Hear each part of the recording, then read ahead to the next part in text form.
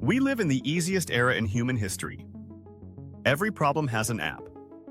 Every craving, one click away. You don't have to walk, cook, wait, or think.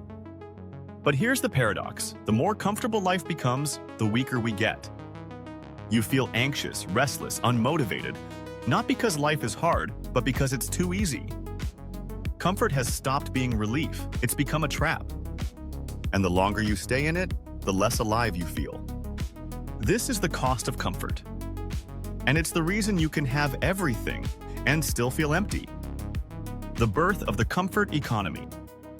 Human history used to be defined by survival. You had to fight for food, shelter, and safety. Every comfort was earned. Now, every comfort is purchased. We've built a world where friction is seen as failure. Waiting is wasted time. Effort is inefficiency. Struggle is outdated. We designed life to be effortless, but in the process, we removed the very thing that made it meaningful. Because progress didn't just evolve our technology, it rewired our psychology. The human brain was built for challenge. It thrives on resistance. Without it, we decay. The biology of discomfort. Your body needs discomfort to function. Exercise tears muscle fibers so they rebuild stronger. Cold exposure activates resilience pathways in your nervous system. Fasting resets your hormonal balance and dopamine sensitivity. Discomfort is literally how you grow. But the comfort economy has eliminated those signals. We've traded movement for machines, challenge for convenience, and growth for gratification. So now, when life feels hard, your system panics. Because you've been trained to believe that difficulty means something's wrong.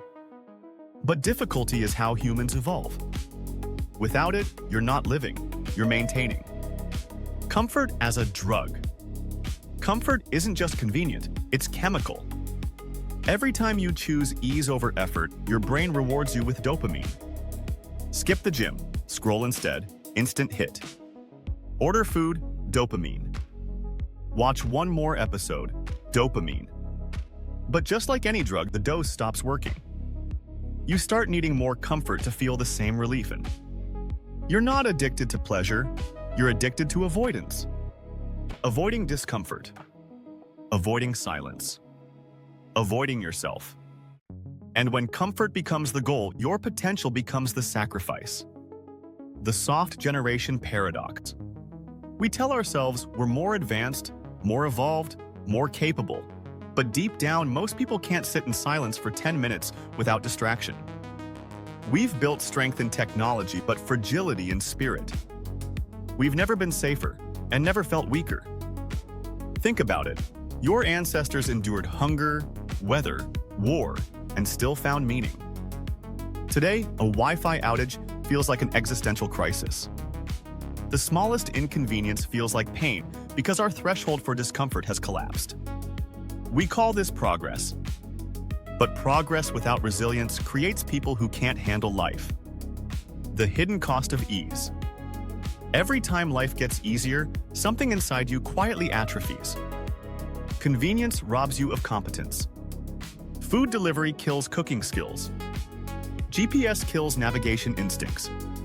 AI will soon kill critical thinking. And here's the catch. The more we outsource difficulty, the less capable we become. We're trading independence for comfort. And what starts as convenience ends as control. Because the more comfort you need, the easier you are to manipulate. People who can't tolerate discomfort can't stand up for themselves. That's the real cost of ease. Why discomfort ipsos freedom? Discomfort is not suffering, it's sovereignty. Every challenge you voluntarily embrace gives you power over your impulses. The people who master discomfort own their emotions, their habits, their direction. Everyone else? They're owned by the algorithm. Because if you can't sit with boredom, someone will sell you entertainment. If you can't face silence, someone will sell you noise. If you can't handle hunger, someone will sell you convenience. Freedom isn't found in comfort. It's found in control. And control comes from choosing difficulty before it chooses you. The death of gratitude. When everything's easy, nothing feels rewarding. You eat gourmet food daily, it stops tasting good. You get praise constantly, it stops meaning anything. You scroll endless novelty, everything feels boring. The human mind adapts to abundance by dulling appreciation. That's why happiness fades even when life improves. The only way to feel joy again is to earn it. When you reintroduce effort, you restore meaning. When you delay gratification, you reset pleasure. Gratitude is born from friction. And the death of friction is the death of fulfillment. The myth of balance. Everyone talks about finding balance. But balance isn't about avoiding discomfort. It's about cycling through it. You push hard, then recover. You fast, then feast. You work, then rest. Balance is rhythm, not avoidance. But comfort culture teaches you to minimize effort at all costs. That's not balance. That's stagnation. And stagnation feels safe until it starts to rot. Because comfort is not neutral. It quietly erodes the parts of you built to overcome. The discomfort blueprint. So how do you break the comfort addiction? You don't need to run marathons or live like a monk. You just need to reintroduce voluntary struggle. Start small. Take cold showers. Leave your phone behind on walks. Sit in silence for 10 minutes. Cook from scratch. Lift something heavy. These aren't life hacks, they're recalibrations. Each time you choose difficulty, you remind your brain that pain isn't punishment, it's progress. The goal isn't to avoid comfort, it's to earn it.